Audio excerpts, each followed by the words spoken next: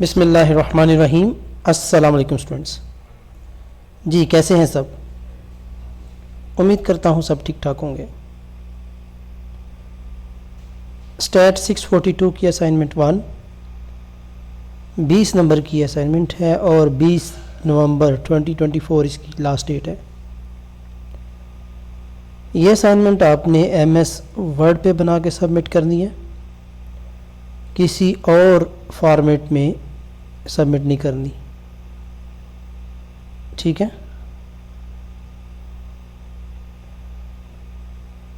Math symbol के लिए आप मैथ्स टाइप यूज़ करेंगे। डायरेक्ट आप MS वर्ड में इक्वेशन को भी इंसर्ट कर सकते हैं, लेकिन रिकमेंडेड ये है कि आप मैथ टाइप यूज़ करें, क्योंकि मैथ टाइप में आपको तमाम सिंबल्स बआसानी मिल जाते हैं। चलें जी स्टार्ट करते हैं। सॉल्यूशन की तरफ बढ़ने से पहले आपसे रिक्वेस्ट है कि चैनल को सब्सक्राइब कर लीजिए और बेल आइकन प्रेस कर दीजिए, ताकि बर वक्त आपको असाइनमेंट, क्विज़ेस और GDP मिल सके। चलें जी स्टार्ट करते हैं। क्वेश्चन 1 है, find median of the following probability math function, PMF, probability math function. आपने मीडियन फाइंड करना है, जबकि आउटकम्स दिए गए हैं 1 2 3 4 5 6, ठीक है। हैविंग द इक्वल प्रोबेबिलिटी, सबकी प्रोबेबिलिटी उसने बोला इक्वल है, और जो फंक्शन है वो ये दिया गया है। मीडियन निकालने के यहाँ पर दो तरीके हैं। एक तो ये है कि इनको आप पहले अरेंज कर लें, या ऑलरेडी अरेंज ही है। n कितना है? 6 है। अब चूंकि n इवन है तो मीडियन जो है आपका दरमियान वाली दो वैल्यू के दरमियान रहेगा, ठीक है। यानी अगर आप n को 3 पे डिवाइड करें, n को 2 पे डिवाइड करें तो 3 आता है, तो थर्ड और फोर्थ, और n+1 करके भी करेंगे तो थर्ड और फोर्थ वैल्यू का सम लेके 2 पे डिवाइड करके जो आएगा यही इसका मीडियन आ जाता है, ठीक है। Third value plus 4 value, okay. अच्छा, सेकंड मेथड ये है कि आप प्रोबेबिलिटी जो फंक्शन दिया गया है ना, 1 की प्रोबेबिलिटी भी 1/6, 2 की भी प्रोबेबिलिटी 2/6, 3 की भी 3/6, ठीक है। सबकी सेम है ना, तो इसकी 1/3 निकल आएगी, इसकी 1/2 जो कि आपका होता है 0.5 के। अब 0.5 हाफ बेसिकली होता है, हाफ प्रोबेबिलिटी होती है 50%। तो जिस पॉइंट पे आपकी हाफ प्रोबेबिलिटी आ जाती है, ठीक है, तो वो वाला पॉइंट यानी 3 और ये 0.5 दोनों को ऐड कर लेते हैं, सिंपल इज दैट। तो वो कितना आ जाता है? 3.5, ठीक है। तो यही इसका मीडियन आ जाता है। क्लियर हो गया? जौन सा मेथड आपको इजी लगता है वो आप अडॉप्ट कर सकते हैं, ठीक है। सेकंड क्वेश्चन है, इसी तरह ये डिस्ट्रीब्यूशन दी गई है, x की इंटरप्रिटेशन दी गई है और साथ उसकी प्रोबेबिलिटी दी गई है, ठीक है। प्रोबेबिलिटी फंक्शन भी दिया गया है। तो यहाँ पर हमें सिंपल z की वैल्यू निकालनी है। ये हमें पता है कि तमाम प्रोबेबिलिटी का सम इक्वल टू 1 होना चाहिए, ठीक है। यानी 0 पे प्रोबेबिलिटी, 1 पे, 2 पे, 3 पे, 4 पे, 5 पे, 6 पे क्या होना चाहिए? 1 होना चाहिए। टोटल 6 है ना, ठीक है। तो 0 पे जो ये है वो ये है, 2 पे ये है, 3 पे ये है, 4 पे ये है, 5 पे आपको पता है यहाँ पर क्या दिया गया? जी दिया गया, 4 पे सॉरी जी दिया गया, ठीक है।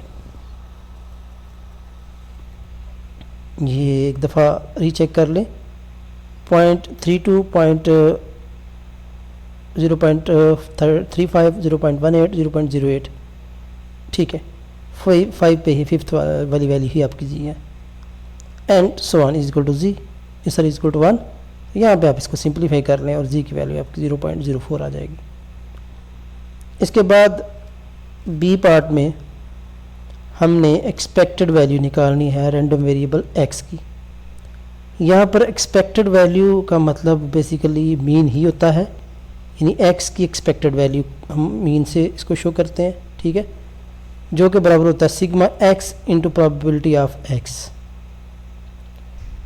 यानी तमाम प्रोबेबिलिटी जो होंगी उनको x से मल्टीप्लाई करते जाएंगे। यानी इसी क्वेश्चन ही में उसने बोला हुआ है कि यहाँ पर x ये है 0, ये प्रोबेबिलिटी, इसको इससे मल्टीप्लाई कर लें, इसको इससे मल्टीप्लाई कर लें, 2 को इससे कर लें, 3 को इससे कर लें, फिर बाद में सब को ऐड कर लें जो नया आपका बनेगा ना।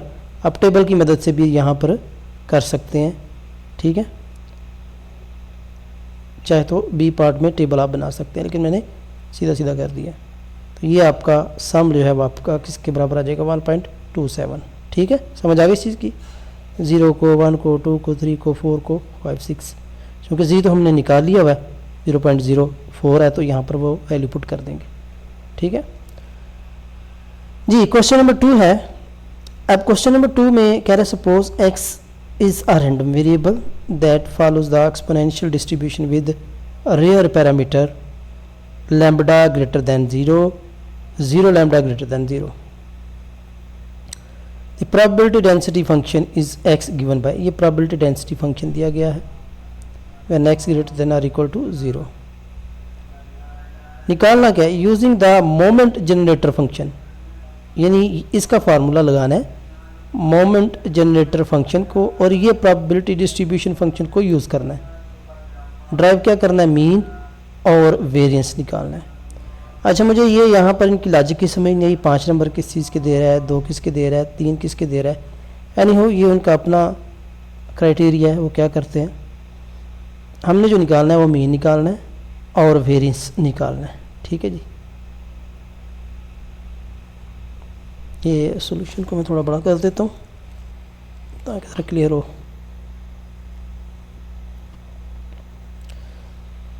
जी, मोमेंट जनरेटर फंक्शन आपका ये है M T is equal to expected of E की पावर टी एक्स, ठीक है।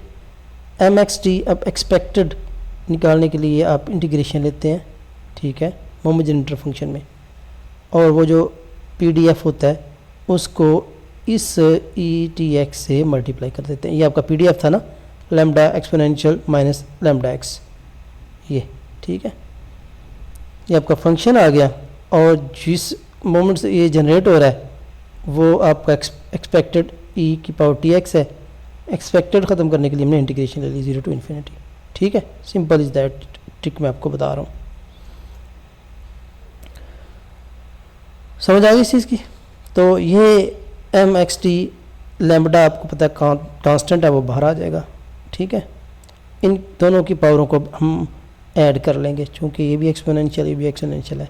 T X minus lambda X आ जाएगा, तो एक्स कॉमन आ गया, माइनस लैम्बडा माइनस टी इधर आ जाएगा, ठीक है। अब ये एक सिंपल, आप इसको यू लेट कर लें, वी लेट कर लें, या डायरेक्ट हल करना चाहते हैं डायरेक्ट भी हल कर सकते हैं। ये लैम्बडा एज इट एज आ जाएगा। इसकी अब आपने इंटीग्रेशन लेनी है, एक्सपोनेंशियल की इंटीग्रेशन एक्सपोनेंशियल ही होती है, ये याद रखिएगा। और यहाँ पर ये जो पावर है ना, ये नीचे आ जाती है, ठीक है। यानी इन शॉर्ट के ये इसकी इंटीग्रेशन सॉल्व करके ये आएगा। आप इसको एक दो स्टेप मज़ीद कर सकते हैं, इंटीग्रेशन आपको आती ही होगी।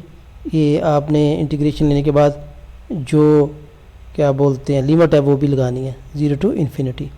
तो e की पावर इन्फिनिटी जो है वो आपके पास 0 आ जाती है, ठीक है। e की 0 जो है, यानी x की जगह 0 आप रखेंगे तो ये e की 0 जो 1 आ जाती है।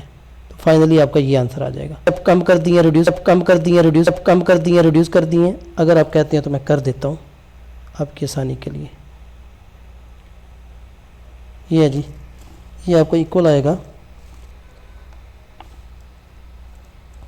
ये सारा फंक्शन नीचे आ जाएगा, ठीक है।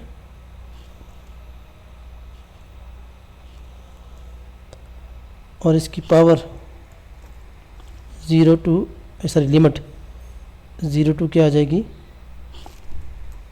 इन्फिनिटी आ जाएगी, ठीक है। ये ओके जी। तो अब इसको बाद में आप सॉल्व कर लीजिएगा, और ये जो पावर है ना, ये बाद में सॉल्व करने के बाद आपका आंसर आ जाता है। ठीक है, ये इसको डिवाइड भी करते हैं क्योंकि ये आपको पता है कि एक्सपोनेंशियल एक्स का इंटीग्रेशन क्या होता है। ओके, बाद में इसको आप सॉल्व करेंगे तो ये आ जाएगा। दैट्स इट जी। तो ये एम मीन एक्स मीन निकालना है ना हमने, एक्सपेक्टेड एक्स निकालना है। Expected X basically M X T का हम क्या कर लेते हैं, डेरिवेटिव लेते हैं टी ऑन ज़ीरो पे। ठीक है, तो टी ऑन ज़ीरो पे इसका यही आप इसका लेंगे तो लैम्डा और लैम्डा माइनस टी है, तो यहाँ पर इसको मज़ीद डेरिवेट करेंगे तो ये लैम्डा माइनस टी का स्क्वायर आ जाएगा सॉल्व करने के बाद। ये आपके एक्सपेक्टेड की वैल्यू जो है फिर वो यहाँ पर क्या आएगी, lambda over lambda square 1 over lambda आपकी आ जाएगी। ठीक है, नेक्स्ट वेरिएंस निकालना है। वेरिएंस का फार्मूला क्या, expected x square minus expected x. अब एक्सपेक्टेड एक्स की तो वैल्यू हमने निकाली हुई है ना अभी, इसकी जगह तो ये पुट कर सकते हैं हम। एक्सपेक्टेड एक्स स्क्वायर आपका वो निकालेंगे पहले हम, वो ये आपका आएगा जी एम डबल बार, ये डबल डेरिवेटिव है T partial derivative of this, ये जो दिया है ना हमने एम सिंगल एक्स, इसका दोबारा लेंगे तो ये डबल हो जाएगा। ठीक है, पार्शियल डेरिवेटिव। तो ये सॉल्व करने के बाद क्या आएगा, 2 lambda over lambda minus T whole का क्यूब। ओके, लैम्डा तो आपका कांस्टेंट है ना, तो बेसिकली ये टी ही जो है वो वेरिएबल है आपका। ओके, तो अब मैं डेरिवेटिव ले रहा वो आपको लेने आते हैं, इसलिए मैं इसको सिंप्लीफाई शार्ट करके यहाँ लिख रहा हूँ। तो एक्सपेक्टेड एक्स स्क्वायर की फिर वैल्यू ये आ जाएगी 2 ओवर लैम्डा स्क्वायर।